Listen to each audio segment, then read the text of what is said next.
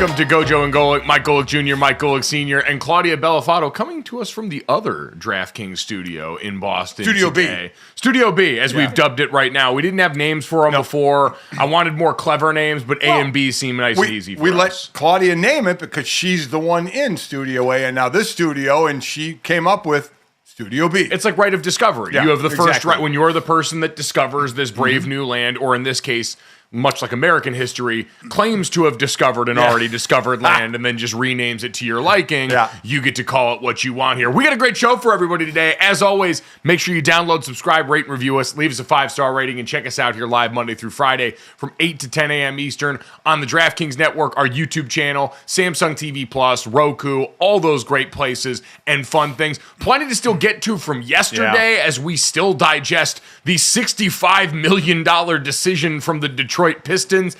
But Claudia, tell everyone else what else we got coming up in the show today.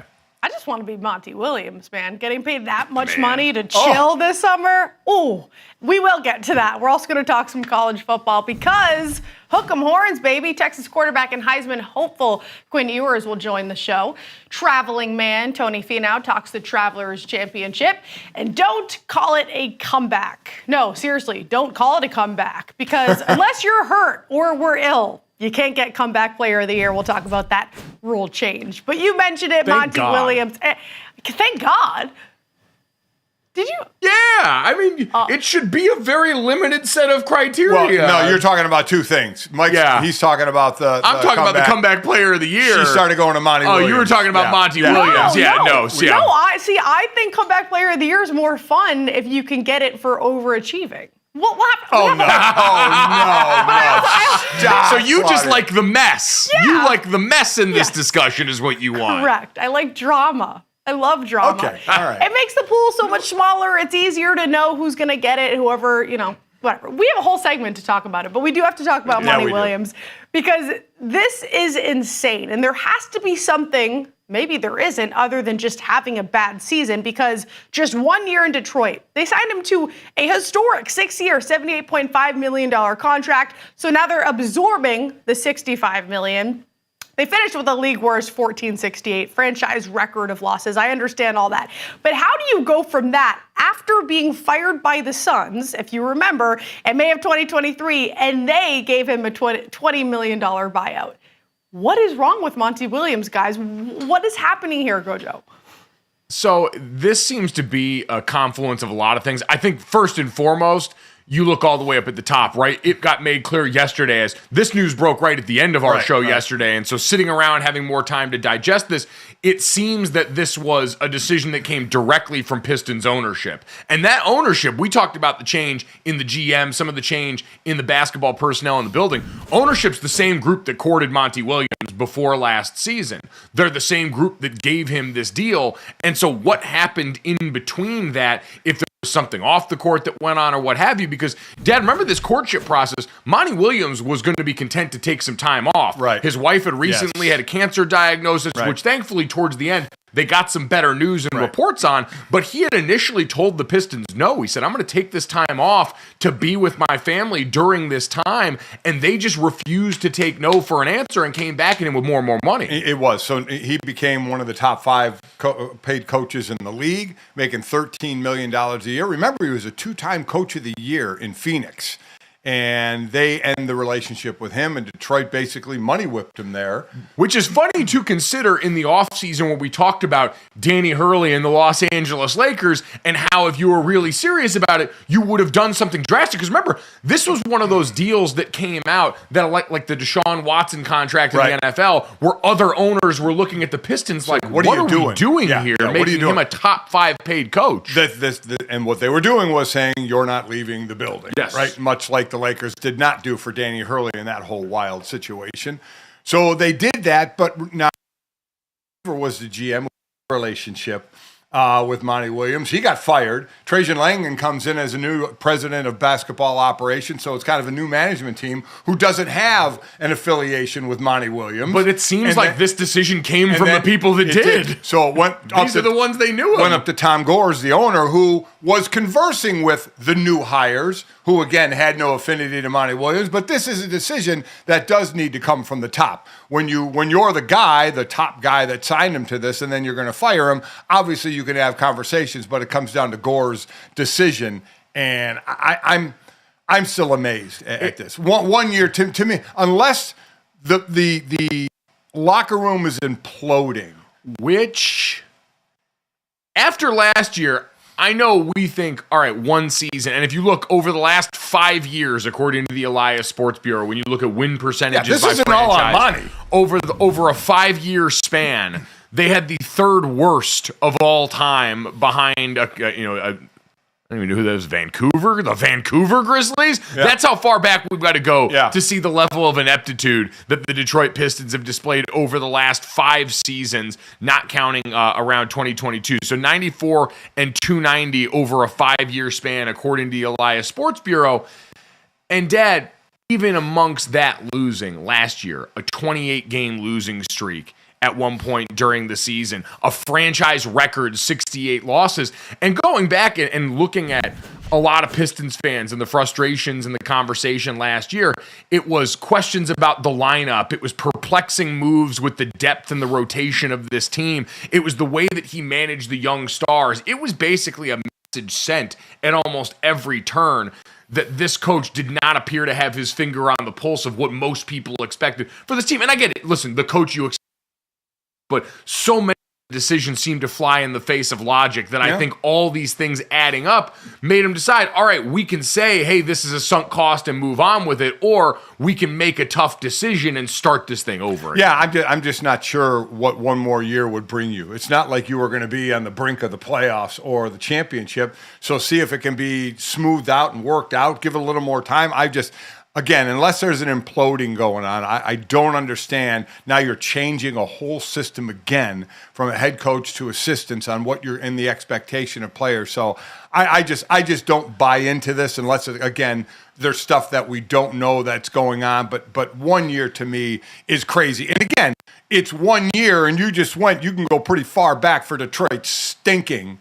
So this isn't on Monty Williams. This year was obviously on him. He was a coach. So I just am never a fan of how quickly this is done. No, I would agree. Listen, I think in an ideal world, you get at least 2 years to try and sink your teeth into this. And that's why I will be curious to watch and check out now what comes out in the wake of this. We're 24 hours removed from this. There's obviously going to be a lot more written, reported, and checked in on here. Was there one particular moment or instance between this coach and ownership, between this coach and the new regime, that set this off on this course, that made this, hey, we can't go back to this candidate here? Because in lieu of something like that, then I think the conversation is going to shift to, especially if next year doesn't produce any results, hey, same old Pistons, a franchise that right now and in the last half decade really has displayed no ability to go and compete. And how about the lack of luck as well? They picked 5th in the draft. Well, and in a draft where, you talk to Atlanta Hawks fans,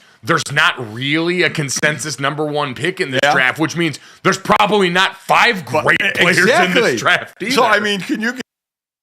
And, so instead of just going to the worst team like it does in the NFL, there's a percentage drawing and such, and they ended up 5th. Absolutely crazy. I'm just trying to look at the upside versus the floor in this situation, and you guys talked about it, especially with a coach like Monty Williams and Senior. Like you said, he won Coach of the Year with the Suns. Granted, they did have more pieces, and I think just as a team, higher upside, but where's the upside as management where you're dishing out all of that cash after just a year, knowing where he could take your team, right, after a little bit of chemistry and understanding this whole system? Instead of just, and I'm going through the potential new head coaches for the Pistons, James Borrego, who I know has been in the conversation for the Lakers as well, New Orleans assistant head coach. Maybe that makes the most sense, but Sean Sweeney, Dallas Mavs lead assistant, defensive coach, Johnny Bryant, Jerome Allen, some names that a lot of people who watch the NBA probably have never even heard of. Where's the upside in taking a gamble on one of those rather than just keeping Monty Williams? I'm Claudia. I'm with you. Now, Borrego, I believe, has a relationship with new management in Detroit. From his time in from his time with the Pelicans. Yeah. So a lot of times it's on relationships, right, as well. So, but if you're him and you're offered the Cleveland job or you're offered this job in Detroit, that's the other part is this immediately slots towards the bottom of the jobs available this offseason. We say this in the NFL, right? If you have your choice and you're offered a job, what do you look at? You look at the quarterback and ownership, right? Yeah. And so you have to look at something in the NBA. We already talked about the Cleveland, the thought process there with the roster keeping Donovan Mitchell and such is better than what's going on with the Lakers, as we talked about, assistants interviewing for the Cleveland job and not going to take the Lakers job. But yeah, Detroit is not going to be a great job. So Claudia, I don't know. Again, unless there is something where there is an unbelievable, and all you hear is great things about Monty Williams. Sure. Right? I mean, as the nicest guy, and I know that's not the coaching part of it, right. But as far as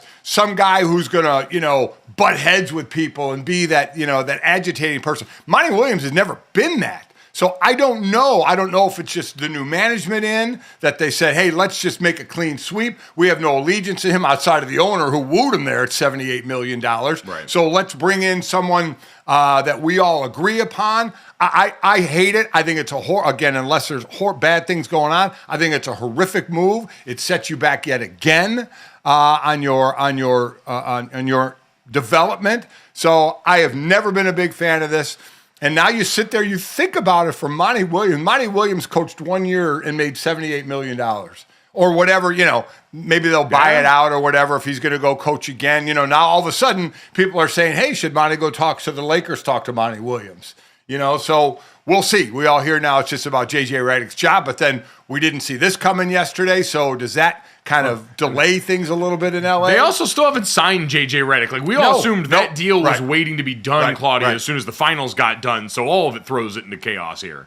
It does. And just to reiterate the point of why this really doesn't make sense, and for the Lakers too, I don't think it necessarily matters who the head coach is. I just genuinely, with the makeup they have right now, don't think that they're NBA Finals ready.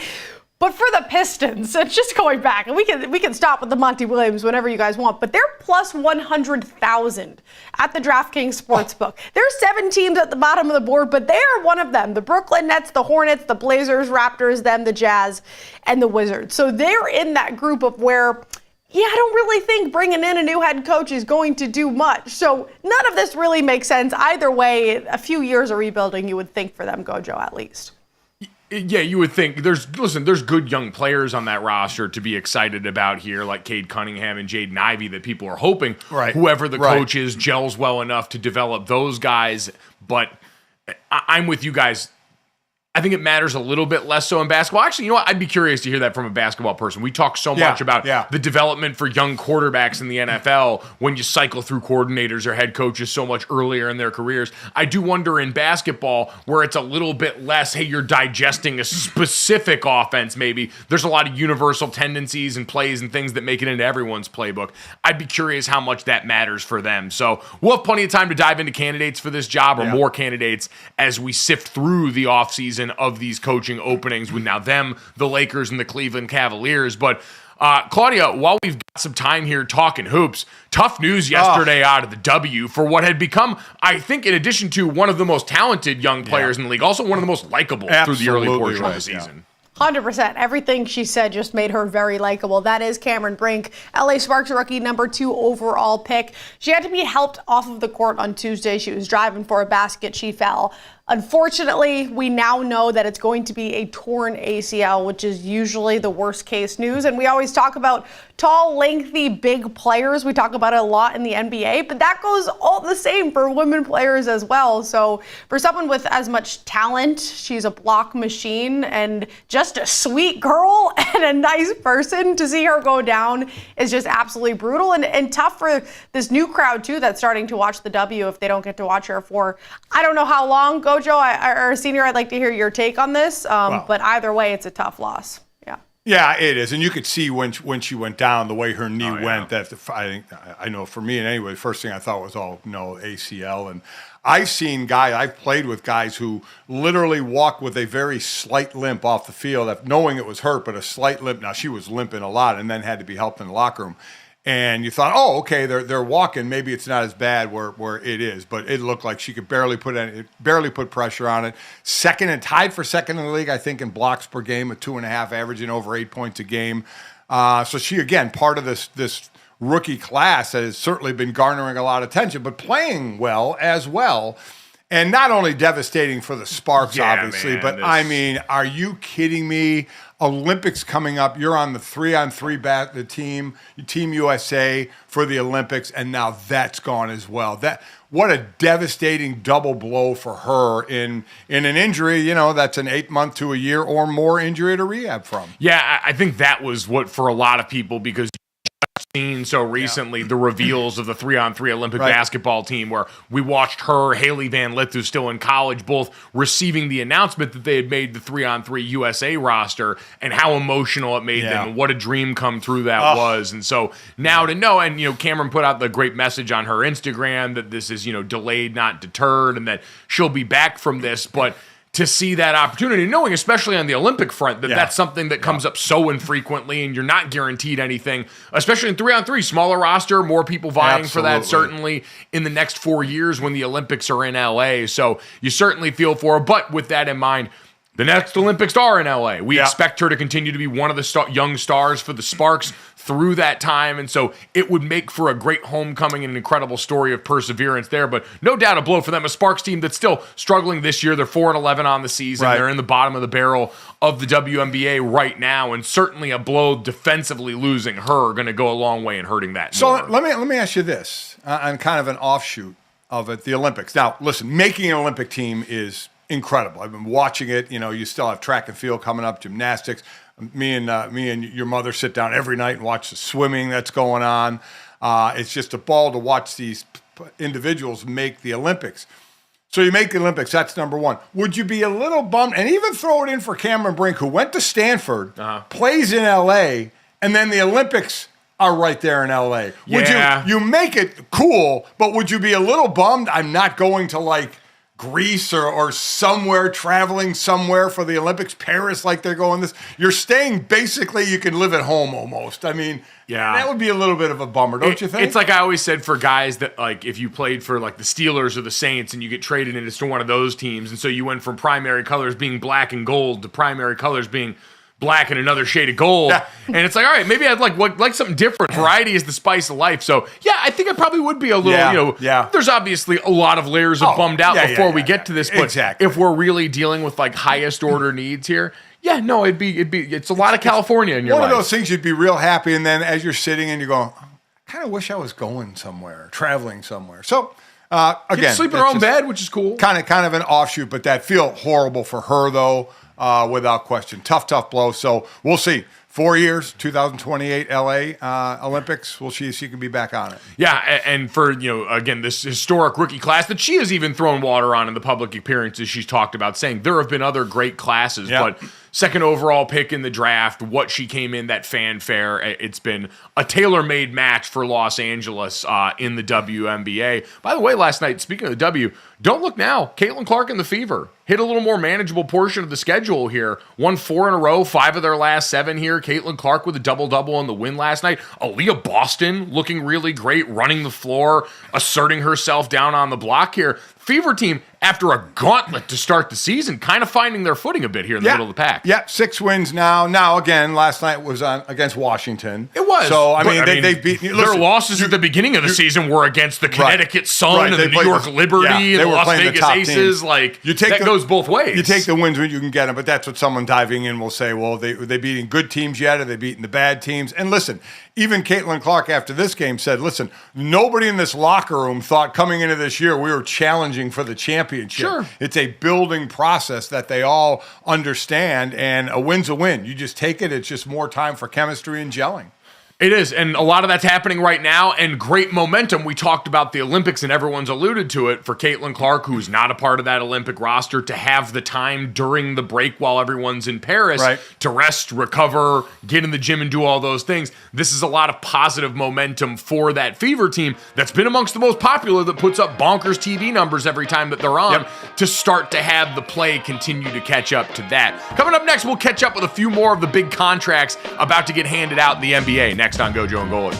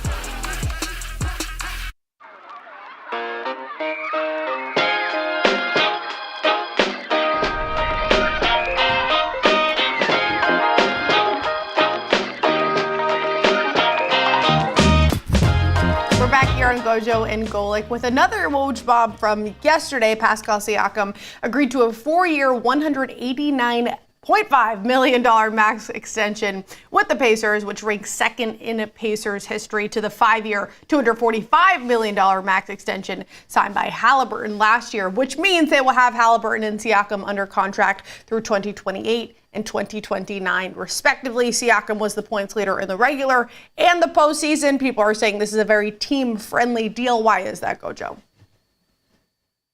Well, I mean, it's a team-friendly deal. Being able to keep him locked up like that alongside Tyrese Halliburton, and knowing, I guess, Dad, for me, that they were able to do it by keeping him inside that building over at the trade deadline. That was a gamble that paid off for them. And so cost of doing business for a player like that, but fit a very big need for you, was huge for you in the postseason. So this definitely feels like a win. Amazing how people are saying, look, he's making, $47.5 million a year, and Patrick Mahomes, the best player in the NFL, is making 45. You can't do that, gang. First, no one's crying for anybody, okay, about the money you're making. But, I mean, basketball and football are just different. It's even someone like me can figure it out. There's 53 players plus all the practice squad players to split for 32 teams, and they make $15 billion a year. In the NBA, there's a person roster for 30 teams, and they make $10 billion. They just make way more money comparative to the amount of players in the sport, so they can give out way more money. As we've always said, football free agency, we go wow, and then NBA free agency, football players go wow, like, oh my God, that's incredible money. So this is the money going down. These are the extensions that can go up. It is the one thing I like about the NBA, Mike, and the fact that some of the complexity of the rules and the taxes is some of these guys, he can sign an extension for this, 3-year for this. Tyrese Maxey, a $205 million extension. You got to know the number, the max number that they can get. So there's not really that some of that back and forth. I guess if I was a player, I'd hate that. I mean, it's tremendously anti-player to have all these caps on what these guys can earn, and we've talked about it for years. At the height of his powers, LeBron James has been grossly underpaid relative to what he does for these teams versus the NFL, where there's the franchise tag that we have to work with for some players just below that. But for the top players, you're blowing through ceilings every time we get there. So that part of it, if I'm an NBA player, I'm ticked about, but the number's so big that most of the time we're not going to hear much crying for them. Claudia talked about this being a potential bargain for the, relatively for the Pacers. Right. The real bargain is going to be what Philadelphia gets. When we look at the other players that are getting ready to sign deals this offseason, and we know LeBron James is the biggest name that's hanging in the balance just because he's arguably the second best player of all time in most people's estimations. He's finishing out a prolific career, and there's so much of it tied in with Bronny, right? Where he's got his player option, LeBron James does, that he gets to decide on after the draft, which everyone saw was pretty calculated. If he opts in, he makes more money, but if he opts out, he can sign a longer-term extension. It'll be 3 years and about $162 million. So less money for the year, more money over the life of that deal, and a little bit of security. But that pales in comparison. Like that one, Dad, some of that money's eventually not going to look as good. The longer we keep going, LeBron James has still been a great player, but he doesn't buy you what he used to at those prices. Tyrese Maxey in the 76ers, who is going to get a probably 5-year, $205 million max contract. So $40 million a year. That's a bargain for a 23-year-old who seems to be really ascending into the height of his powers right now and is the clear answer to who the other star player is opposite Joel Embiid on that team. Yep, these are the rules right now, but stars like that will look at the Jason Tatum's, who's about to hit the $60 million a year mark if he signs that $15 million extension.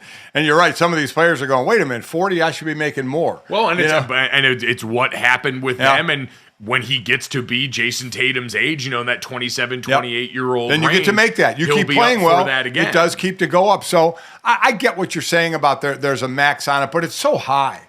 It's just so high. It is, but it's still a restriction on player earning. And we talked about the math of it all. Like, yes, that does directly benefit some of those mid-level players whose names constantly shock us when that money comes out. But you're looking on the high end for the players that are going out here and shouldering more of a load we talk about in this sport than almost any other sport, and it's definitely restricting what they could do. You don't hear players complaining about it, though. Like NFL, the players complain about the franchise tag. At least I don't hear many players complaining about this system right now because these extension maxes are just they're so high. No, I would agree. So it's not much to really write home about in that regard. And so, Dad, as we look at the rest of these free agents here, I'll give you 4 of the biggest ones. Yep. Who you'd be most comfortable paying. Tyrese Maxey seems like the easiest answer, so we'll push that aside here. But if we're going to max out all of them, if you're going to say LeBron's getting 3 for $162, if you're going to look at OG Anunoby and his deal with the New York Knicks right now in the range of 4 years, $140, $150 million, and then James Harden with the Clippers, who are you most comfortable cutting that check to in that group? Wow. I mean, Harden. So for Harden, it would be Claudia, you have a clear answer for this one? I was just going to say, anytime I hear Harden wanting to give him money the way that he just gives up, doesn't show up, no. Sorry. Didn't mean to interrupt, but that's my take. The thing with Harden is his would only be like 3 years for and $90 million. Right. And it doesn't seem like anybody expects there to be much beef because maybe at this point, even James Harden understands what James Harden looks like from the outside. Maybe there's a moment of self-awareness in this. I don't know. So for OG, you look at his player option is $19 million. He's going to turn that down. As far as the increase in money, listen, Harden's been making a lot of money.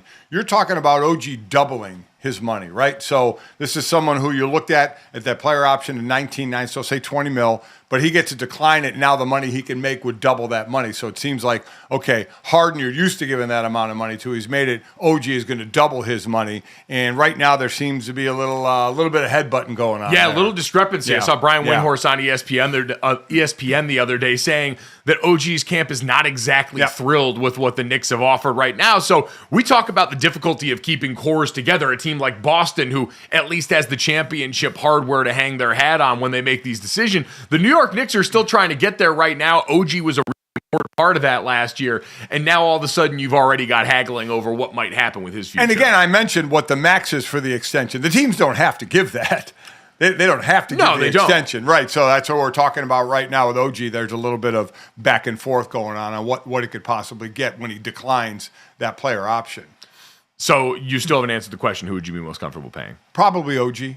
Probably OG in that group? Yeah.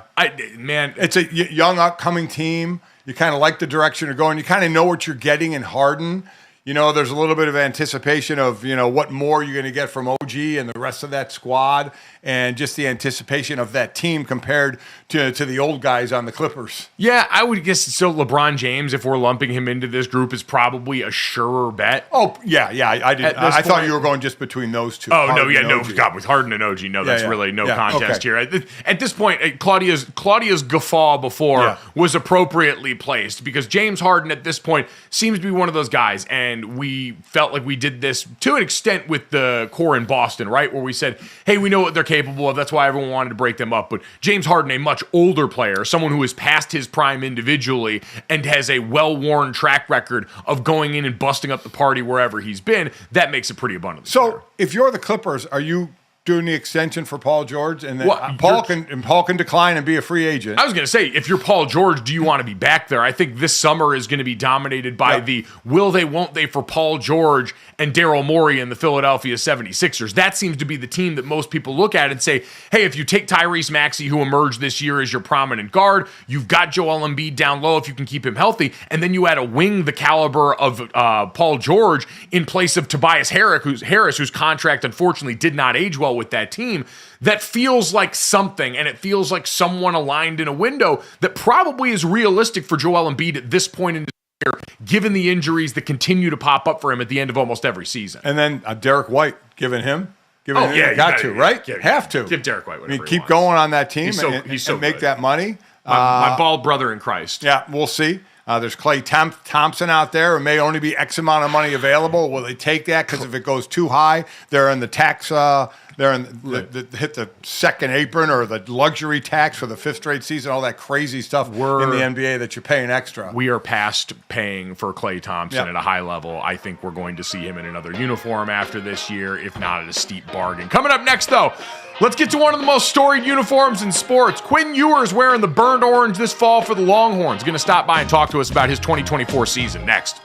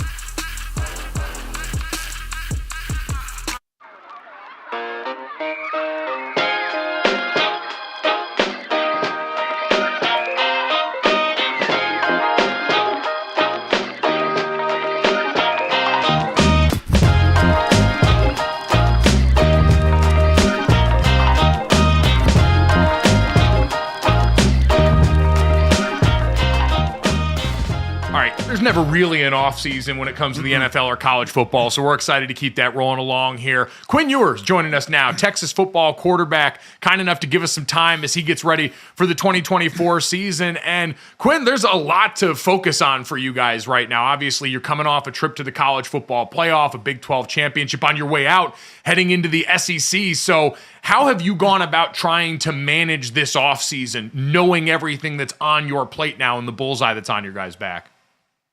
Yeah, like you said, there's a lot of change coming, and we're coming off a pretty hot season that we were all fired up to have. But then again, it's a new team. You know, you guys know how football is. I mean, every year is going to be new guys, new faces, new coaches. So, I mean, we're just trying to get to know each other better and just continue to build the culture and build our standard and, you know, continue to show these younger guys, you know, what it means to be here and to be a Longhorn. And, you know, we're all fired up to get into the SEC and, but it's going to be a little different, but we couldn't be more excited for the opportunity. Yeah, I want to get to some of the weapons that you lost and new ones that you'll have this year. But first, personally for you, was there a thought of entering the NFL draft after last season? And if not, obviously you didn't, but what became the final decision on why you didn't do it? I definitely put thought into it for sure, about leaving. And then, you know, there's a stat out there, and it's just like the more experience you have, the better that you end up playing in the NFL. And I just wanted to put some more games under my belt and, you know, just have another solid year to have the chance to go a little bit higher than I was projected last year. It's a great opportunity, and with the coach that you have there as well, and Steve Sarkisian, a guy who's so well known for developing quarterbacks and offensive players. I'm curious, from your standpoint, as a guy who's been in the quarterback room with him now for a couple of years, what does he do that makes life so much better for his quarterbacks? What does he do to help you guys out as players in this offense? Yeah, well, I think first off, it's always nice having a coach who has played the position at a high level like he has. And like you said, he's coached so many of those guys that have won Heisman trophies and been first-round draft picks. So to have him in your corner is great. And you'd be a fool not to trust a guy like him. So he just makes everything a whole lot easier. It's like we're getting a PhD in quarterback play in that quarterback room. So what, for you, your thought process on going from the Big 12 now to the SEC? Do you have any kind of going into that league, the difference of the Big 12 to that? Yeah, I mean, there's definitely a difference. And I think one of the biggest differences is just the defenses. You know, we Big 12 and Iowa State, the big joker teams that we are not going to be seeing as much. I know Arkansas does it, but you know, I'm excited to get to see a little bit more of a normal structure on defenses instead of all that crazy stuff that the Big 12 likes to pull out. But you know, like I said earlier, we're excited. I've always wanted to be a part of the SEC. I just feel like it means a lot, and we're all fired up to be a part of it. It's like that, just the deep South football, you know. Certainly, I think that they would tell you it just means more down there. So you're already right on brand with the messaging for the conference. You mentioned the defenses you're going to be facing. You're going to be doing it with a largely new cast of skill players on offense. When you look at Jonathan Brooks, JT Sanders, Xavier Worthy, A.D. Mitchell on the outside, all these great performers for you last year that now you get to watch on Sunday and cheer on there. So how have you gone about this as the leader on offense of getting some of these newer faces up to speed on what you guys do? Yeah, first off, super hyped for all those guys that get to live out their dreams, right? And that was my second year with all those guys, except for AD, obviously. So we were well connected and had good chemistry and kind of figured out their timing on routes. So like you said, it's been it's always fun though to get new guys and just see the differences in how they run routes and how they do things on the field. But just the more we throw, the easier it will get on game day. So as you get ready for, you know, working out this summer, how I guess, you know, we see in the NFL how quarterbacks can go and bring receivers in and they can go hang out in California or Florida and throw. Can you guys do any more extra than that? I know there can be violations obviously in there. I don't know what they are nowadays compared to when I was in college, but is there any extra time that you guys can get together? Yeah, for sure. I mean, it makes it easier since we're all on campus now in Austin. I know it's a little different in the NFL, but just having everybody here and around just makes everything a whole lot easier, like you guys said. And as long as there's no coach, I think we're good to go. Wise word. I can say that's a veteran answer right there. No doubt about that. Yes, it is. Quinn, one of the other things Dad mentioned the difference for you guys and now is having to balance everything that's gone on in the world of name, image, and likeness. It's a part of the sport now and has been for a few years, but playing one of the glamour positions in this sport, you're the quarterback at Texas. I'd imagine there's a ton of opportunities that come with that. And so how have you had to work in balancing some of those opportunities and those parts of your schedule with what's expected of you as an athlete at Texas? Yeah, I mean, like you said, there's just endless amount of opportunities that you get at any position here at this university. Couldn't be more grateful for the people in my corner. And with that being said, I think that the people in my corner just helped me out a whole lot, whether like if I should take this deal or just kind of not take it or say no to these people. And they make my life a whole lot easier. But at the end of the day, you just got to keep the main thing, and continue to play football and work to get better and, continue to live out the childhood dream of making it to the NFL and not get so focused on all that NIL stuff. A couple more. What it certainly end with a fun one as we got the video game coming out this summer that we've seen you on the cover of and all that stuff. But it's also been an interesting experience for you in this quarterback room. So much got made when Arch Manning showed up there about the job and the fanfare surrounding it. And I think you've both handled it with an incredible amount of class and taken it in stride. What has it been like in that room? I know there's a lot of pressure on him. There was a lot of conversation around you there. What was it like integrating Arch into this room, and how's that relationship been with you guys?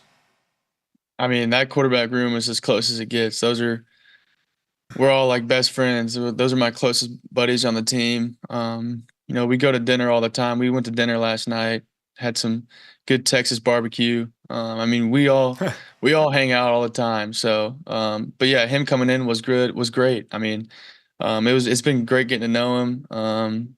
And I know he's going to be a pretty good player for this university. So. Well, very much looking forward to that. Like you said, it's usually how it always goes. Yeah. So much competition amongst teammates, but they're the guys you spend the most time with, and it tends to be an incredible part of the experience.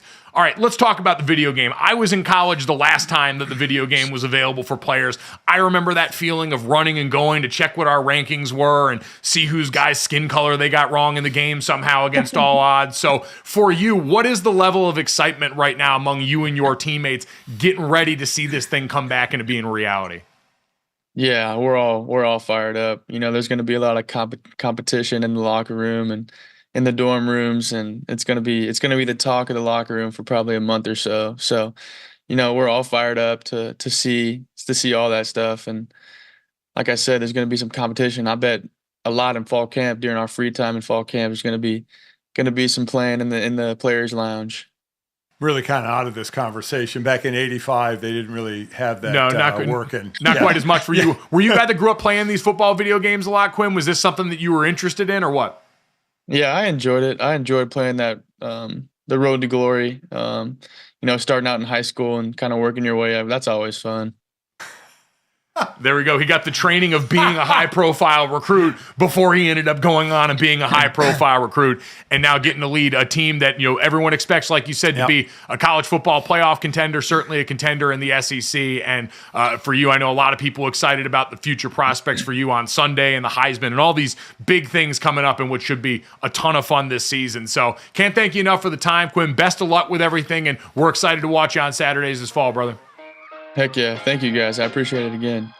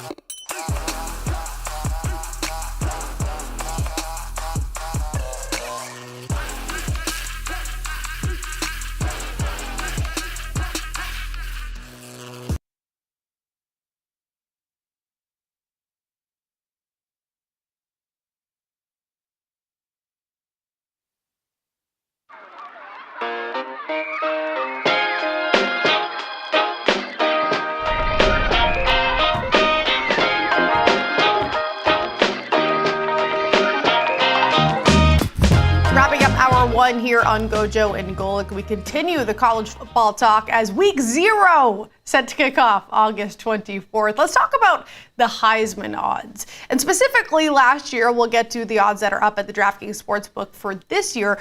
But Jayden Daniels was the only player to start at the top of the leaderboard and remain there. As you can see here, Caleb Williams was the plus 450 opening odds favorite. Jayden Daniels followed at 11-1. So whoever had that ticket feeling good. Sam Hartman followed him, and then Jordan Travis. And in the end, Jayden Daniels, a massive favorite, of course. Michael Penix Jr. was behind him at 9-1. Bo Nix, and then Marvin Harrison Jr. So this is a market which we always like to talk about getting ahead of. If you can get that plus money, if you can try and predict what the future season looks like for that specific player. So let's do a little bit of that, because heading into this season, you have Carson Beck for Georgia as a plus 800 favorite. Quinn Ewers, who you guys just spoke to, at 9-1 behind him. Then Dylan Gabriel with Oregon, Jalen Moreau at Bama. But that's when you're getting to the 10-1, 14-1. So I'm curious, for somebody who's maybe not at the very top, maybe not inside those top 4,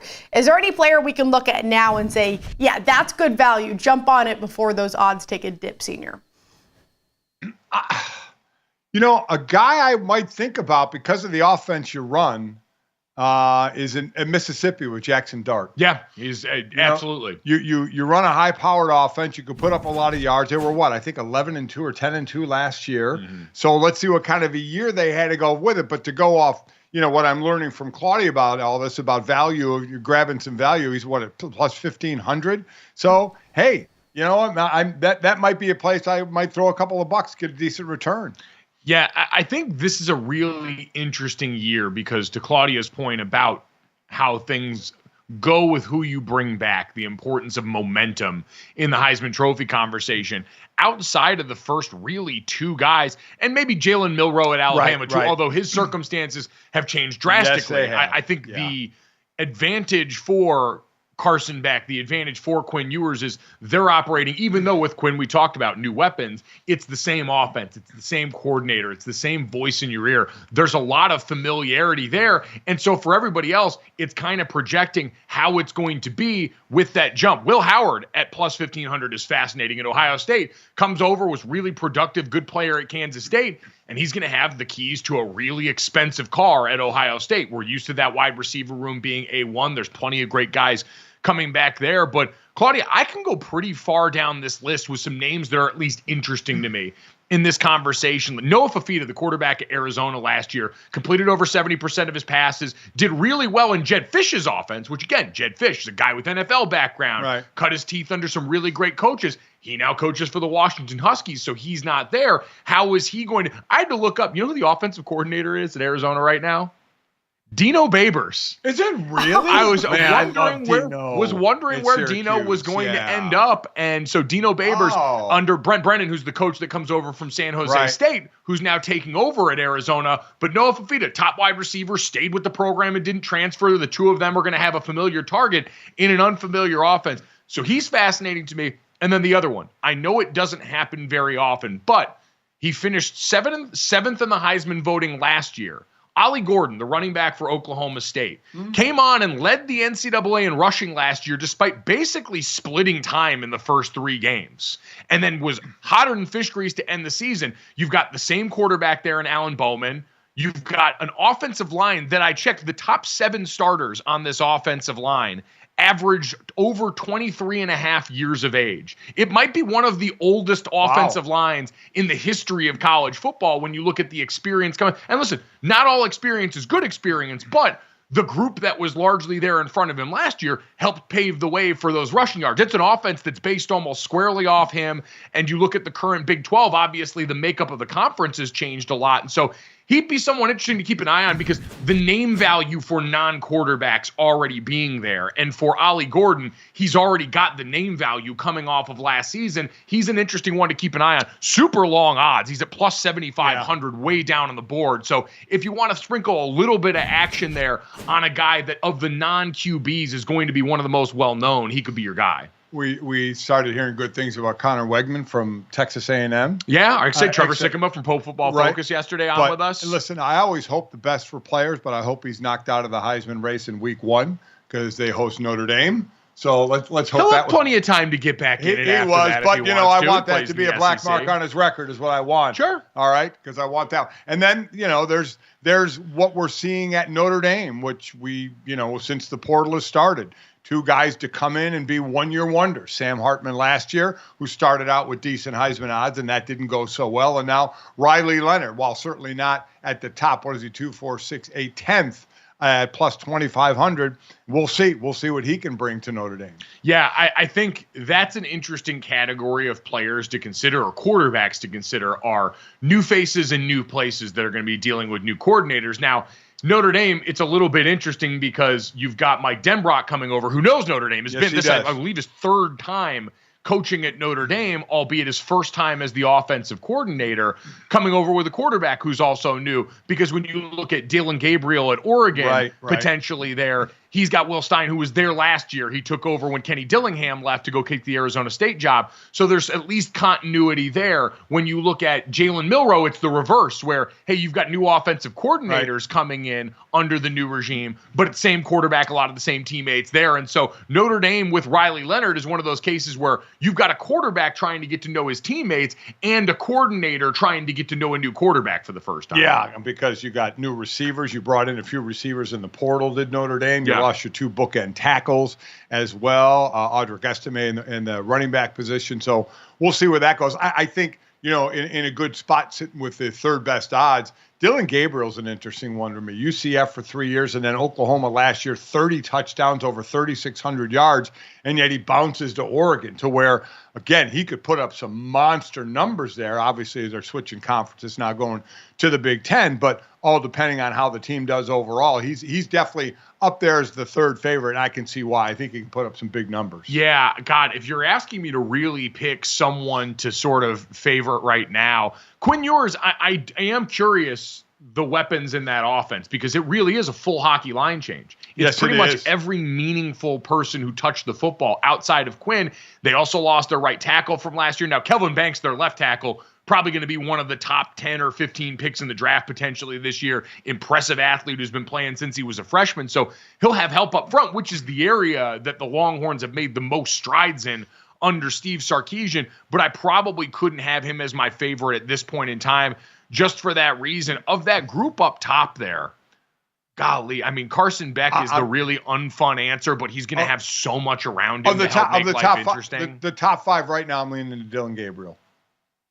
Yeah, I mean, it's the fun, again, the one that requires projection, some of the most projection in that group, but he's going into a really stable situation. Yes. Oregon has shown the ability to navigate multiple coordinators coming in, new quarterbacks coming in and transferring and getting the best out of them from the outside. And I think it's because you've got the foundations built along the line of scrimmage. This is going back through Mario Cristobal, but Oregon has dealt in the trenches the way SEC and Big Ten teams have, Claudia. I want to ask you guys this, and this is just a different way to look at the market, because when you're looking at futures, you want to experiment a little bit. So you guys talked about Dylan Gabriel. You can get him at 10-1, which is a great price when he's being 3rd in the odds. Of course, if he stays and his projections turn out to be what expected, that number is going to come down. You can bet Oregon to win it all at plus 850. Right now, the odds favor Georgia, so that aligns with Carson Beck as the favorite for the Heisman. Then you have Ohio State at 4-1, Texas at plus 750, and then Oregon at plus 850. So is there any team that you would rather bet to win it rather than going with their quarterback to win the Heisman? Well, Ohio State. Ohio State. Yeah. Ohio State. I mean, they have just loaded up for this year. You put them in Georgia and Penn right now in the college football playoff, as far as I'm concerned. New quarterback, all that stuff, it's going to work itself out. You brought back blockbuster defensive talent. Your offense is always in that receiver room going to reload, even though you lose Marvin Harrison Jr. and Chip Kelly coming over as your offense. It's an embarrassment of riches in Columbus for a team that's also motivated. Like, I know that's the factor we can't really quantify, but after 3 years of being embarrassed by Michigan, I think this Ohio State team is going to be on an absolute warpath this upcoming season. Plenty of time to talk about that, though. Coming up next, let's look ahead at the path to Connecticut. The Travelers this weekend. Tony Finau going to join us and talk about some of the biggest topics in golf next.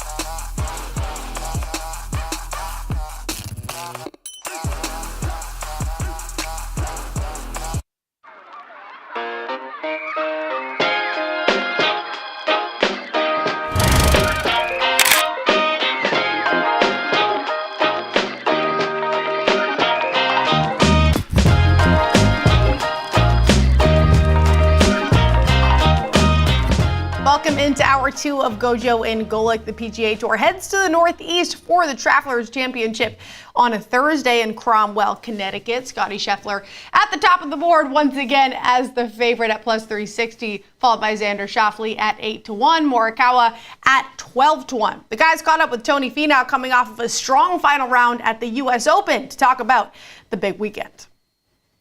All right, this is a cool one for us here as former residents of the state of Connecticut here. Got the Travelers Championship coming up this weekend. Excited to talk to Tony Finau, fresh off a third-place finish at the U.S. Open, getting ready to take his talents now out to TPC in Connecticut there. So, Tony, how you doing, man? We appreciate the time today. Yeah, thanks for having me on, guys. This is awesome to be talking to you guys again. I'm doing great. Nice finish last week, and I love Connecticut. I love this golf course, and happy to be back.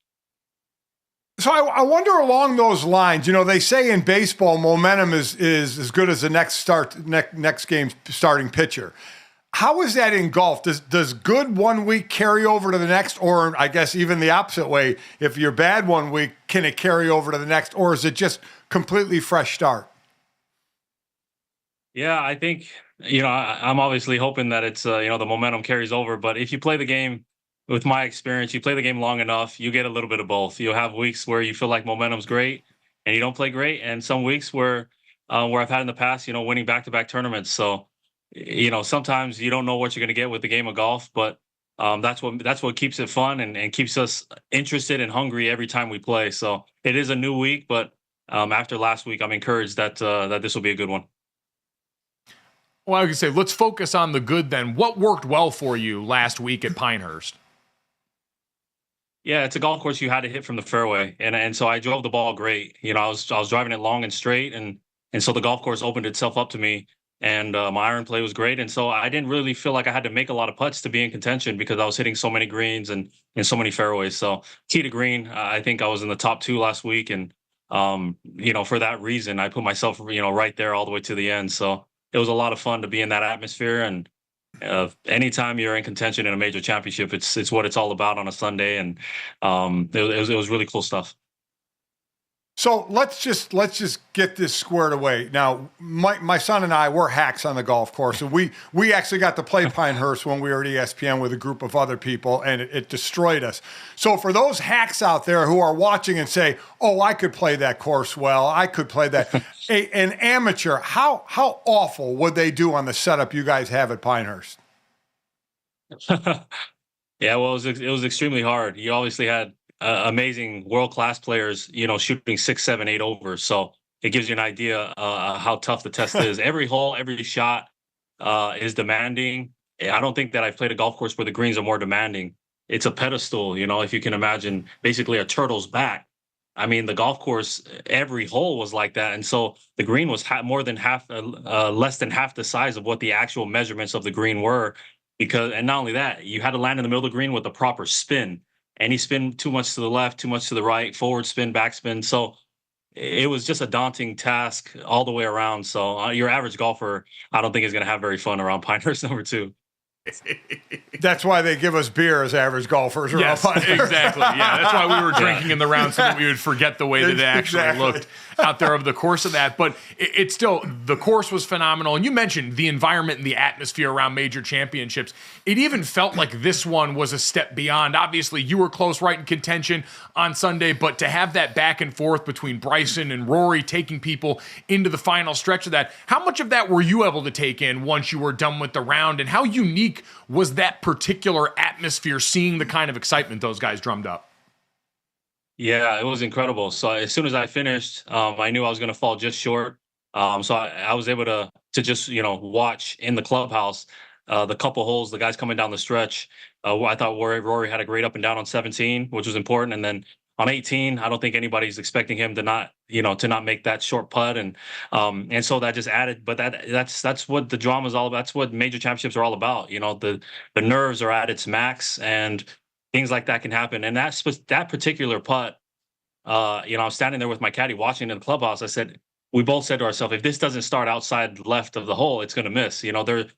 Every single pin location on Sunday was on a 2.5%, 3% slope, which basically means even from 3 feet, you have to hit it outside the hole unless you absolutely smash the putt. So when he started it on the edge, I think from the view we had, we knew he missed it, and it was incredible. And then that up and down from Bryson, you deserve to win a championship if you know you got to get that up and down, and you take the shot. Not only do you get up and down, but you take that shot on. I think most guys would just chunk that out to 20 feet and just have, and just know, hey, I got 20 feet to win the U.S. Open, and if I don't, I still have another chance in the playoff. To take that shot on, hit it to 3 feet, and brush that one in.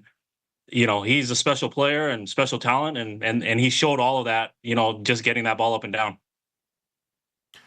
You mentioned that the age-old sports question when something like that swing happens is, did so-and-so win it or did someone lose it? And Bryson went out and won it. You're absolutely right with that shot. But you mentioned that putt and a couple of the putts down the stretch for Rory that undid him. You know Rory, and you know what a mental toll this game takes. He puts out the statement saying he's going to take a little bit of a break before he's back for the Open.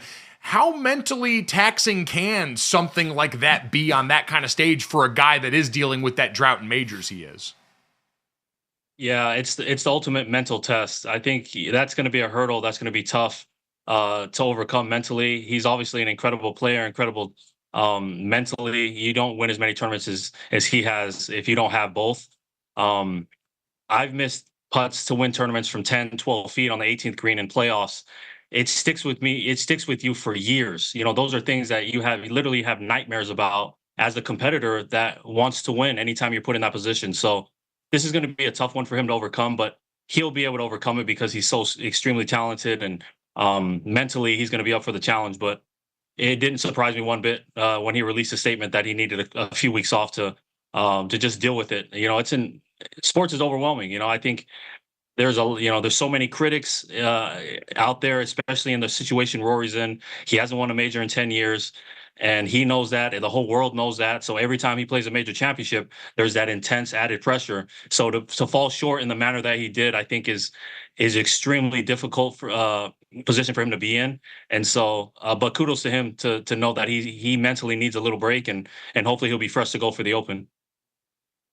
I think fans sometimes just think professional athletes are robots and don't have the emotion attached to it. And man, when you see it on display, it can really be something. All right, looking at the Travelers coming up this weekend. It's a signature event, so there's no cut. So again, taking us into the kind of the finer points of the game when you know there's normally a cut after the first 2 days, does it change the philosophy or the strategy of your 4 days, knowing that you have 4 days? About the lead than anything else. A lot of times when you're not playing as well, that cut is kind of chasing you, or you got your eye on the cut whenever you're hovering around the cut line. This week's completely different. You're going to play 72 holes. I think it's easier to be more patient with yourself when you have 72 holes to play. If you get off to a rough start, you're not panicking, thinking about the cut. You're just trying to play your way into it. So overall, even though it's a signature event for a reason, the golf course is fantastic. I think it's one of the best courses we play on tour. Great risk reward down the stretch, some great drama. I think this golf course has shown. You got the best players in the world, and even though there's only 70 guys playing this week, it's extremely difficult to win at the highest level against all the best players in the world. So that's a challenge that hopefully I'm up for this week. There's no doubt about it. Again, as Connecticut natives, it's always an incredible draw there in the state to see some of the best in the sport coming there, and what the PGA has done with these signature events, I think, goes a long way in that. So we know you're excited about that. Big picture, I guess, Tony, for you as you look at the state of golf right now. There's been so much talk about the future with LIV and everything like that, and the way these things have been structured. But when you see the kind of reaction to someone like Bryson DeChambeau this last week, and you see what Scottie Scheffler's done in the tour, obviously guys like you that have been such big names for a while, do you feel like the game is in a good place at this point? Yeah, I feel like some of the dust is settling a little bit on PGA Tour and LIV. Man, it's hard to tell what the future holds, but I do know that the four most exciting events in golf are the major championships. You got all the best players in the world there.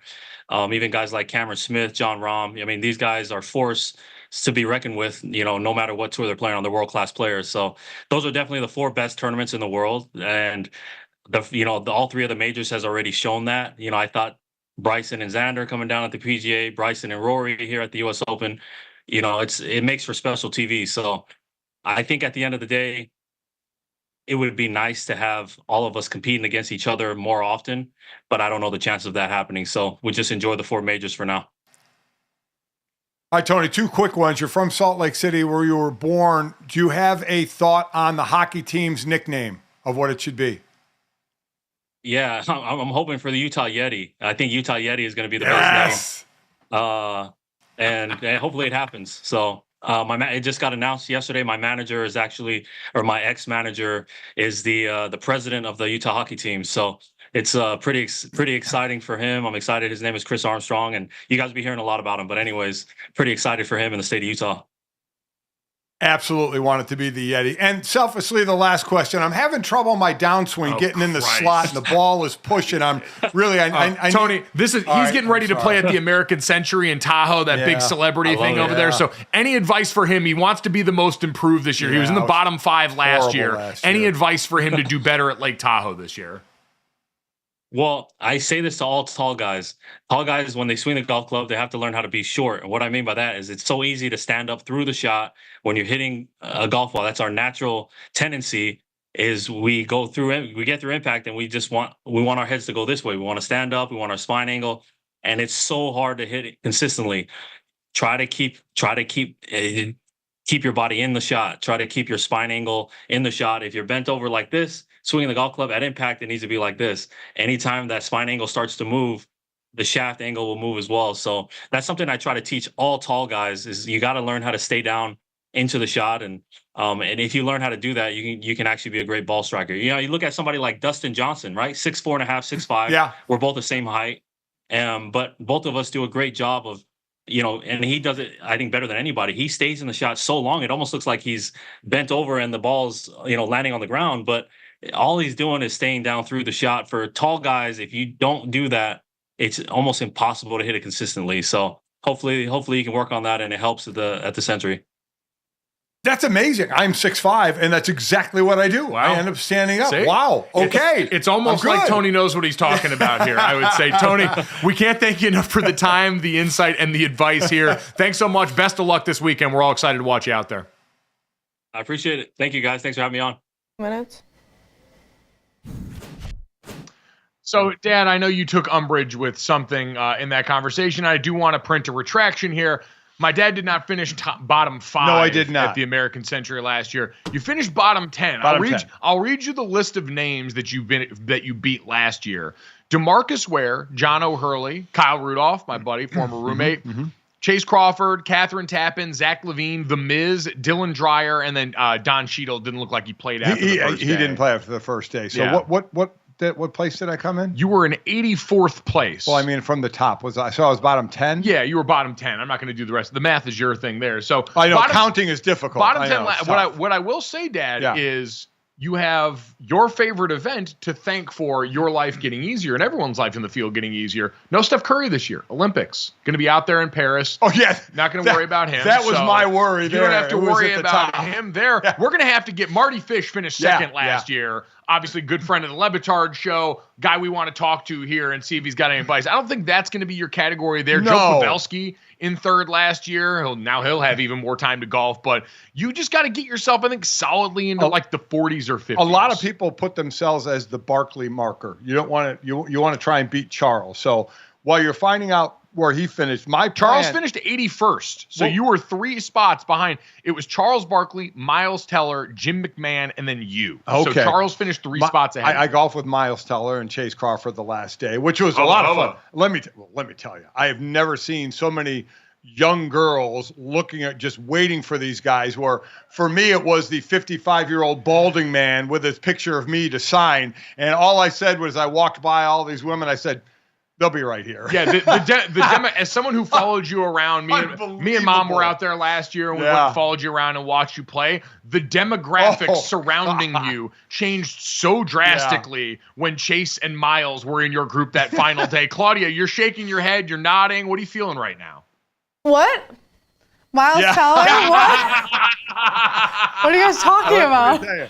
And those two are all that as well. They were very, very nice, and they got it going on. This was post Top Gun Miles Teller too. Yeah. So we would be out by the pool at the hotel, and Miles would go over. Him and his buddies were out there just grabbing drinks from the bar, and he would just stand in the middle of the pool area, being all jacked in front of everyone. Didn't really look like he was doing anything. Didn't really look like he was looking at anyone. It just looked like free advertising there, which if I had just honed my body into a Top Gun sexual weapon to go play sexy piano with a mustache, that's absolutely 100% the move I would have done. And how many times when we were going to a tee box and there were a bunch of people started singing the Top Gun. And I'm like, dude, you hear Great that? Balls of Fire? And he's like, or that, or just the theme song of it as well. And and he was great. What's he gonna do? He smiles, he waves. I mean, that's why the people get invited to this. The stars like that, they're really good with the people and stuff. What's he gonna do? He's rich and famous beyond his wildest dreams, in no small part because of that movie. He also got to train to get jacked for that movie, so now he looks awesome. It's just hilarious because you think people that are doing it are thinking, oh, watch what I'm gonna do now. I know he's never heard this before, and do the Maverick theme song. It's like, well, okay, or a Top Gun theme song. So. But yeah, I plan on being. I know we're going to be in the running, so let's not get crazy. I plan on being most improved this year. Again, it's a Stableford system. I think I was at 40 to the bad. So I think that was my score. This should be your goal this year, Dad. Beat Travis Kelce. So Travis Kelce and Jason Kelce are both going to be there. They're on the list right now for that. Where was Travis? Travis finished 71st, so he wasn't that far ahead of you. It was him, Emmitt Smith, Colin Yost, Ryan Fitzpatrick, all in that same vein. So Travis Kelce, one of the most famous football players on planet Earth right now. One of the most famous people on planet Earth right now. Pretty good golfer. And so your chance, if you can go out there and beat him, that's fun bragging rights for you that you can carry over. Here's the thing. Won't that make the Taylor crowd mad? Don't they love him now? And if I put a bullseye on him to say that's my goal, isn't that going to be angst against me? I don't want to go down that road. I don't want to pick a person. Most people do say they'd like to beat Barkley, though. But I don't want to pick a person. I just want to be most improved. That's what I want to be. But from the I just feel like it's an aim small, miss small situation where you want to have a target. Most improved would be pretty impressive. There's a lot of great golfers here and some bad golfers, of which I was one of them last year.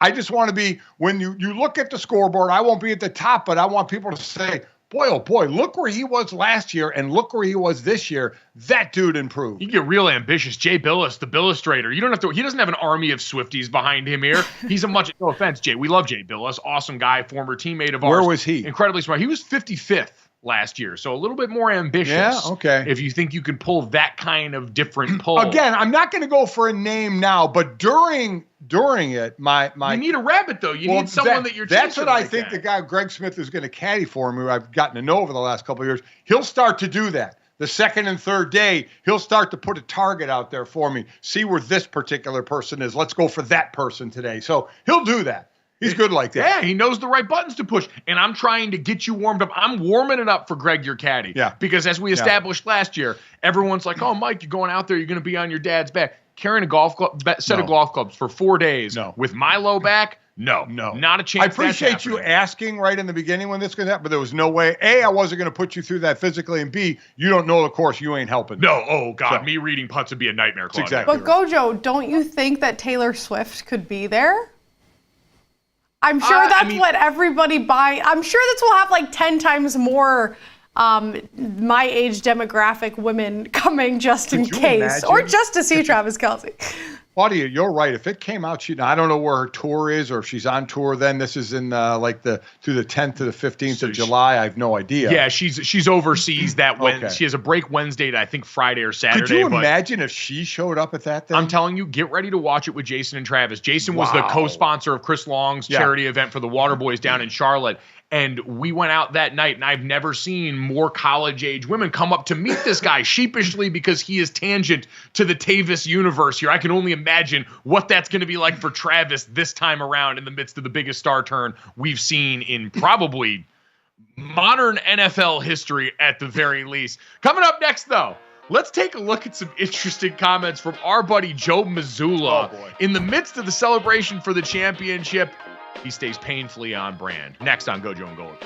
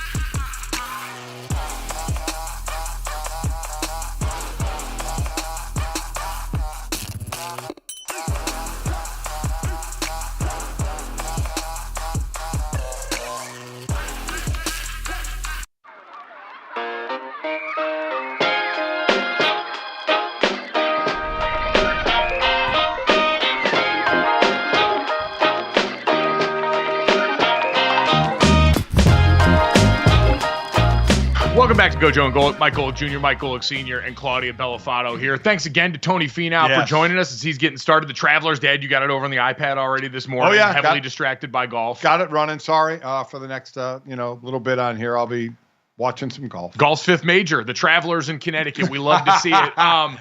In the meantime, though, something tremendously distracting for the rest of us. We talk all the time about beef in sports and how much we enjoy it. But the beef in hip-hop this year has been the defining trait. Kendrick Lamar and Drake, which, Dad, I know you were excited about. And you had to watch me on the couch last night watching what I think – I know people have a problem with big corporations. I understand it.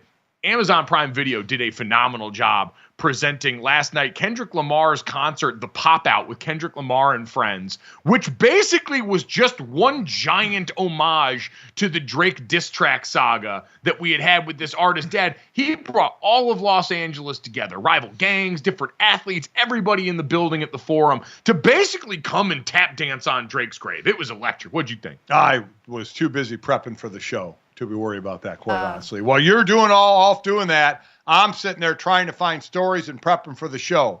So you go ahead and do your thing. What story did you find? I didn't find anything. I was in my series, The Boys. You were watching Men in Black 2. That was the irony of last night, as this was on. A talking pug. I mean, seriously. It was a talking pug. My dad's sitting there watching Men in Black 2, and I'm watching people coming out of the woodwork, like people that you would have thought maybe were Drake's friends. I know Bomani Jones brought it up, but I mean, you had guys that DeMar DeRozan, who was with the Raptors, who's been LeBron James, who Drake has confided in, was there rapping along with all of these beef. You had Russell Westbrook, probably happier than he's been in years since the basketball hasn't always been great, on stage, having a blast with this. You saw the picture there that they took at the end. West Coast hip-hop uniting around a guy that Drake tried to come at his credentials out in Los Angeles, and boy, was that a swinging Can miss. I ask a couple of questions? Yeah, go ahead. Wow. All right. The beef seems like it's still ongoing. Who won or is winning the beef? I think you don't have to dive into the reasons why, because I don't care. Generally, Kendrick Lamar is viewed to be the person who came out on all this, because one of the diss tracks has ended up becoming the song of the summer. Like, They Not Like Us got played 5 times at this concert last night, and every single time brought the fervor and brought the energy of the first time, because people love hating on this man so damn much. Okay, second, who has more celebrity backing between these two? Let's put it this way. Like, Drake definitely has more celebrity friends. Like, you've seen him around sports. Yes. He loves glomming on to popular sports teams. He does. He loves bringing guys over to his house to play basketball and do stuff like that there. But we saw last night, anyone even tangentially associated with Los Angeles specifically, which is a big enough area, came out in support of Kendrick Lamar. Okay. And so I think he is generally more respected as a rapper, even if Drake is probably a better famous person. So if they both had in different cities in the same state, huge parties on the same night, who would bring more stars to the party? Drake would probably bring more stars, but it wouldn't be able to replicate the energy that was in that building last night. Uniting Los Angeles the way he did, it was just a really, really cool scene to see, all fueled by Drake. Do you agree with all this, Claudia, all the answers that Mike's giving? Yeah, but I feel like Kendrick definitely won it with this. I'm just waiting to see what Drake comes out with. Like, he has to come and do something, right? Some sort of event. He's got to stop. You got to know when the fight is over. Just go back to being a famous person. Like I said, Drake's a really good famous person. He's really good at hanging out with celebrity athletes. He's really good at posting his betting slips. And he used to be really good at making summer bops, but it seems like Kendrick I think that's the source of all this, is They Not Like Us has become like a summer banger. You're hearing it everywhere. Everybody's singing it all the time. It's been used by sports teams and montages and walk-up songs. And that was Drake's place. Drake made the hits. He made the songs that you go out there and shake your ass to. And if he's losing on that front, then what does he really have? So but we're talking about ego here. If he were to just stop like you said, wouldn't that be an admission, I lost? Everybody already thinks that. Okay, but can he do that? Can he just and say, I'm done? I don't think he has the restraint to do that. I think he needs people in his corner that actually care about him enough to tell him to stop, and I don't think he has that right now. Make sure you let me know when the answer comes from Drake so I can find something else to do. Exactly. No, believe me, I think a lot of people will take that approach given the current Q rating for Drake in public. So I don't know. It's been cool to see what this has done to music during this stretch. And again, to just watch the same song get played 5 times in a guy's face while everybody in Los Angeles just dunks on 5 dude. times? 5 times. It was absolutely wild. Speaking of winners, Claudia, let's head back to Boston from Los Angeles since you guys currently have that fun trophy in the NBA. And take a look at our buddy Joe Mazzulla, who is well known for being strange in public, decided to join Part of My Take yesterday, which I was very interested to see the results of. I mean, I get it. You do the whole media thing, but Part of My Take seems very strange. Also, he was walking around the North End with the trophy. So if you were in the North End yesterday, you got to touch it. People were kissing it, whatever. He went on, Part of My Take, talked about Porzingis, his status of injury, and also what he did to get that 18th banner. We would have used him in like one of 4 or 5 different situations. Like, so if there was a critical jump ball, like that we needed to win, like there was a jump ball in our offensive possession, we would have put him in. If there was an end of game situation where he had to guard the rim or like be over the ball to try to get a deflection. And yeah, like if we were winning, I would have put him in the game for a minute or two. And just because he sacrificed his whole career. Hank was right. Sacrificed his whole career to get to this point, and to not be a part of it would have just devastated him. And like he had a serious injury, and like he worked his ass off to get back. And like what he brought for us in Game 5 was like unbelievable and really led to winning. And so like we have a guy in his career that's been through a lot and sacrificed a lot. Like you want them to be a part of it. So yeah, I would have used KP in Game 4. So basically, he said Porzingis went against the medical staff to be available for that Game 5, which I get it. He was an energy boost off the bench, too. Like, there was no mistaking the jump he gave that team when he went in the game, the jump he gave from the crowd, even if he wasn't going to be physically as capable as he was. And I get him. I mean, 99% of the players want to be on the field, the court, the ice, whatever.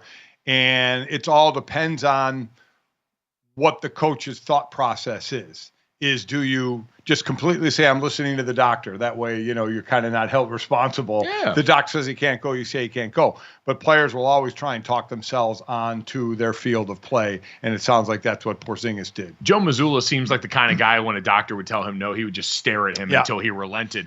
Which, speaking of weird Joe Mazzulla stories, I saw this from Bleacher Report yesterday that apparently him and Jason Tatum watched the interrogation scene from The Dark Knight to understand pressure. Like, we hear this all the time, the notion of there's like deviation points of cliche player moves, watching other players to take stuff from them, obviously more normal stuff, guys that are inspired by movies. We know Joe Mazzulla basically only watches The Town, so it was nice of him to take this break here.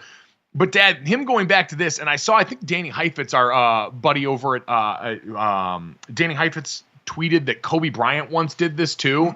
Watched The Dark Knight to take inspiration from Heath Ledger's Joker and how to conduct himself. So Jason Tatum once again trying to emulate Kobe in any way possible. Quick aside, Heath Ledger, one of the great characters in the Joker. Oh yeah, by far. One of the great. I love when you do that kind of stuff. Hell, I did it with you and your brother Jake on Lose Yourself with Eminem. How'd that one work out for you? Wait, what? My dad once famously had me and my brother in the car, and it was when 8 Mile came out, and he's getting in full dad mode in the car, and he goes, hey, guys, I want to play you this song. It's all about being ready for your moment and going out here and working hard so you can accomplish when you get your opportunity. And then he plays Lose Yourself by Eminem, and I took away none of that message, but that was legitimately my onboard. The reason I'm having this conversation today about Kendrick Lamar and the pop out in that concert is because my dad played me that song. That was the butterfly effect and my onboarding into hip hop. See that? See how I helped you? Honestly, you did. It may not have helped at the moment, like I was trying. You know what? You were ready for your moment. Yeah. You just couldn't control the results after that. The result of that was me going back home and downloading the Eminem Show and basically learning every word to every song, like every other white kid in Central Connecticut's onboarding to hip-hop at that moment. So thank you to Joe Mazzulla and Jason Tatum, and thank you to you, Dad. Coming up next, big changes in the NFL's rule policy that might make it a little bit more difficult for Pretty Boy Flacco to come off the couch and win some hardware again next.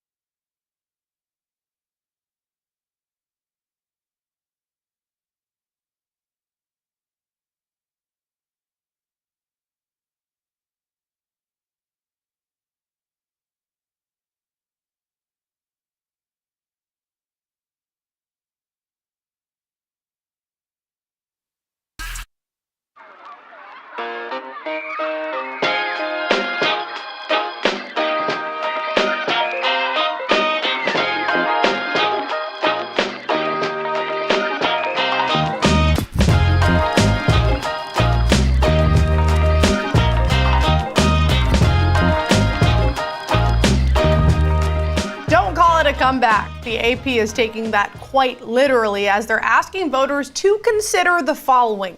The spirit of the AP Comeback Player of the Year award is to honor a player who has demonstrated resilience in the face of adversity by overcoming illness, physical injury, or other circumstances that led him to miss playing time the previous season. So that means the last two winners, Joe Flacco last season, Geno Smith, prior to that, won due to exceeding expectations, not injury-based. So I mean, they still won it, but moving forward, such circumstances will not count. At the beginning of the show, I said, this stinks because it makes the pool so much smaller, less drama, all that. Interestingly enough, though, Aaron Rodgers was already the favorite at plus 125, followed by Joe Burrow at plus 250. So that didn't change much, but of course, the rest of the pool does. And I am alone because you both said I was crazy at the beginning of the show. I mean, Joe Flacco winning over Damar Hamlin. I was going to say, that's really what this is about, right? That was the straw that broke the camel's back. You kind of looked at it sideways because, hey, you can get it by being hurt, coming back from unbelievable physical diminished standpoint, or you can come back from not playing or sucking. I mean, that's not the definition of comeback player of the year to me. That you were nailed with some kind of traumatic thing that you came back from, not laying on the couch getting tapped on the arm and called in because three other guys got hurt and you played well. Don't get me wrong, very cool, but to me that was never the spirit of the award. It did. It always felt like we were having two different conversations at once about that, because there is a lot impressive about Geno Smith. Yes. Living life as a mostly career backup after the failed stint early in his career, going out to the Seattle Seahawks and popping off like that. Joe Flacco coming in and outplaying the $230 million man that the Browns sullied their reputation for. Objectively awesome. And the way he did it, all great. Damar Hamlin died on the field momentarily and then managed to come back and play professional football the next year. He might be in line to start for the Buffalo Bills this year based on the changes in their secondary. It is nothing short of miraculous what happened in what was almost one of the most disturbing instances in NFL history. And he didn't win comeback player of the year. I understand last year, like, he wasn't a routine starter for them. He was a special teams guy. He was usually sometimes even on the cusp of not dressing on game day, but just getting back out there without question. Like, man, I did think we lost the plot a little bit for that. Completely agree. And honestly, I don't think this rule changes if it were not for that. Like, I think this is, it's like the 13 seconds game between the Bills and the Chiefs changing overtime. When something this big and high profile happens in an award like this, rules get changed, and I can understand why. Yeah, I think the assumption was it was Hamlin's. Yeah. And with no issue at all. And the shock that went on when Flacco got it. To me, if I'm playing the Claudia game and looking for some value in this, there are three guys I look at, and I'll take the one obviously with the highest odds. You have Aaron Rodgers. To me, he's first. Third is Kirk Cousins, and then I'm going to go sixth, Nick Chubb, sitting at plus 1,500. Sure. Nick Chubb, one of the, without question, best backs in the league. That horrific knee injury last year, how much he can help that offense, because God knows Deshaun Watson needs to find his sea legs again. If not, they got to rely on the others. The Jerry Jeudy's coming in, obviously Amari Cooper and Njoku, and get that running game going again. So I think Nick Chubb could have a big say in this, depending. Still, I mean, he's got a little bit more before he's coming back, but he could really splash on the scene. And I guess that's the thing, is there are a lot of really good candidates this year that are coming back from injury. Like the fact that you can bet money on Joe Burrow here. Yeah. Like Joe Burrow coming back off that wrist injury, potentially still is one of the best players we'd assume in the NFL for a team. Like, I look at him at plus 240, and then I look at Anthony Richardson at plus 600 and say, with Anthony Richardson, we saw so much talent at the beginning and such a great meld between him and Shane Steichen in that offense, just cut short by that injury and such a small sample size. Joe Burrow, we know and have such a high esteem of his game so far. Anthony Richardson has a chance to pop in year two coming back off that injury, and I think would be a really good pick for this. But I can easily see Aaron Rodgers being the favorite for this. I mean, outside of losing somebody in training camp where you're going, oh my God, this could be the closest to it. 4 plays in to game one and he's gone. So I could see why he is and should be the favorite. I just think, Claudia, for him and for Joe Burrow, the expectation is you've got to have your team as Super Bowl contenders. And so I feel like our mark for what is going to be impressive enough to vault them in for this award is going to be different than Anthony Richardson, where if the Colts flirt with the playoffs this season and Anthony Richardson's just healthy the whole year, combined with what he can do as a rusher, which we know is going to be a really potent part of his game, and he seems to be the sweet spot on the board right now that sings. Claudia, is that what you would agree with? Look at us, GoJo. We've been doing this for too long because I was thinking the same exact thing. But it does translate to a market like this, right? Because Aaron Rodgers is the favorite right now. Let's say he comes out and it takes a few weeks for this. I mean, hey, he wasn't there for minicamp, take that as you want. But maybe this offense isn't gelling as people thought it would. That number is going to get longer. That's when you do what, senior? You buy the dip. Buy the dip. At that point, you buy the dip. You buy the dip on the ceilings that are really high to start the season, so you try to meet it at that sweet spot. But a player like Anthony Richardson right now, who doesn't have super high expectations, we know the talent's there, right? 4 rushing touchdowns, 3 passing in just 4 games. We know he's going to be a talented player. How far does he take his team? We don't know, but I would get that ticket right now at 6-1. I'd put that in my portfolio. And then because it's a futures market, you're sprinkling a little bit. If Aaron Rodgers' numbers does get longer, you like him in the second half of the season, that's when you buy the dip. Buy the dip. And either that or tear up the ticket if you have put money on Sam Darnold, right? Sam getting the chance to start in Minnesota, but now with the changes, that's gonna be how I just wasted that money because that's not gonna happen. Yep, no. So it is. I think it does. This, you know what it does? It clarifies it. If you're someone that only cared about this in terms of the betting market here, it at least clarifies, because it was a murky picture. Like, this is an award that was very amorphous in terms of what you thought went into it. Last year crystallized that. Kirk Cousins, I know the other name at the top there that potentially could get talked about, plus 500, right ahead of Anthony Richardson. That's just another one where Kirk Cousins has always been just good enough. And I feel pretty confident in him coming back and being just good enough to have the Falcons in playoff contention in a bad division, to have them there, but still not a guy that I think is going to now blast past his ceiling in the confines of this offense. All right, I'm throwing my money on Chubb. Who you putting it on? Anthony Richardson. Anthony Richardson would be my pick there. Because anything else besides that, like Justin Herbert, really interesting down the board. Did technically finish last year injured, so would qualify for this. Completely different offense. And I know we're so worried about the lack of receiving weapons in this offense, and I think that is a just concern.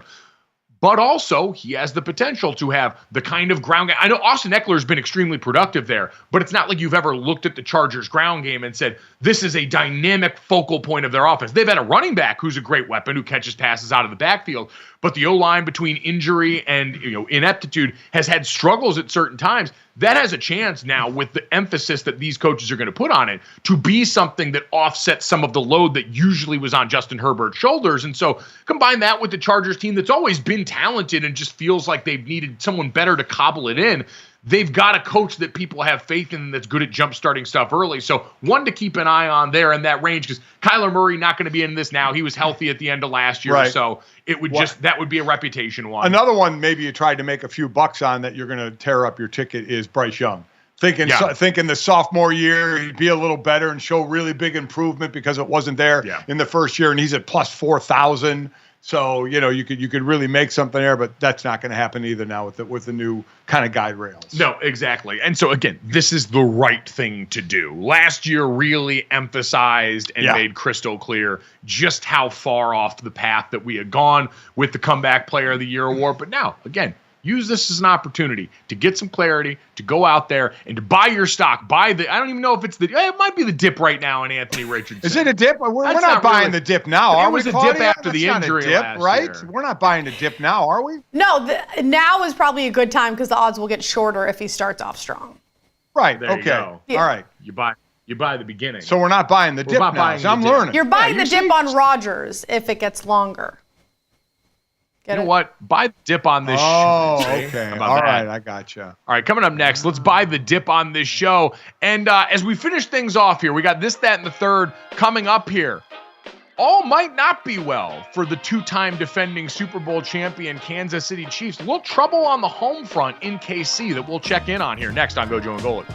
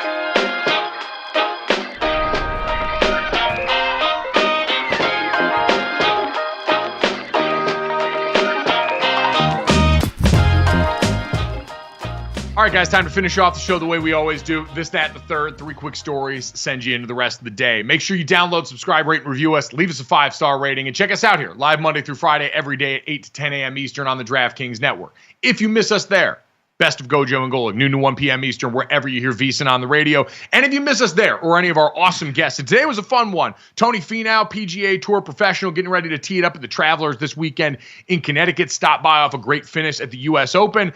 And then Quinn Ewers, the quarterback for the Texas Longhorns ahead of the 2024 season, where he is one of the Heisman favorites, came by to chop it up. If you missed any of those, make sure you get them wherever you get your podcast or right here on YouTube as soon as we get done. And guys, let's start with this.